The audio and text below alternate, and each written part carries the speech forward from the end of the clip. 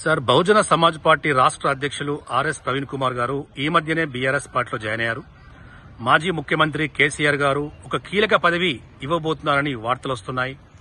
నిన్న Nagar Kurnool MP ticket కూడా declare చేశారు. సో దీనిపై మీరేమంటారు? గౌరవనీయులైన ఆర్ఎస్ ప్రవీణ్ కుమార్ సారు బహుజనుల కోసం అహర్నిశలు కష్టపడి పనిచేసి మన బీఆర్ఎస్ పార్టీకి రావడం, బీఆర్ఎస్ పార్టీకి ఇది చాలా 1000 అడుగుల బలం వచ్చిందని మేము చాలా గర్వపడుతున్నాం.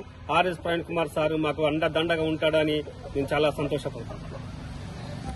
ఎస్సీ ఎస్టీలు బీసీలు మైనారిటీల కోసం ఆనాడు మాయావతి దగ్గర ఆయన ఉన్న ఐపీఎస్ పదవికి రీజన్ చేసి ఆ నుంచి మాయావతి దగ్గర పోయి నా బహుజన బిడ్డలు బాగుండాలి, నా బహుజన బిడ్డలు అత్యంత ఉన్నత స్థానంలో ఉండాలని చాలా గర్వంగా పోయి మాయావతి దగ్గర పోయి తీసుకొచ్చి ఇక్కడ రాష్ట్ర అధ్యక్షునిగా చేసినాక మొన్నటి ఎలక్షన్ లో 110 సీట్లకు గెలిస్తే కనీసానికి డిపాజిట్ కూడా నా మాదిగ బిడ్డలు నన్ను మోసం చేసినాక నేను ఈ పార్టీలో ఉండి ఉపయోగం ఏమున్నది?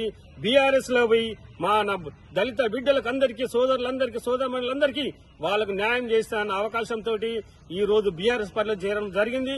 అలాగే గౌరవనీయుల కేసీఆర్ గారు ఈ రోజు నాకు కర్నూలు టికెట్ ఇచ్చిండు. నాగర్ కర్నూలు టికెట్ అలా ఎంపీకి పోటీ చేసి గెలిచిన మరుక్షణమే నా బహుజనుల బిడ్డలందరికీ నేను తోడు నీడగా ఉంటానని మనస్ఫూర్తిగా వినయించుకున్నాను.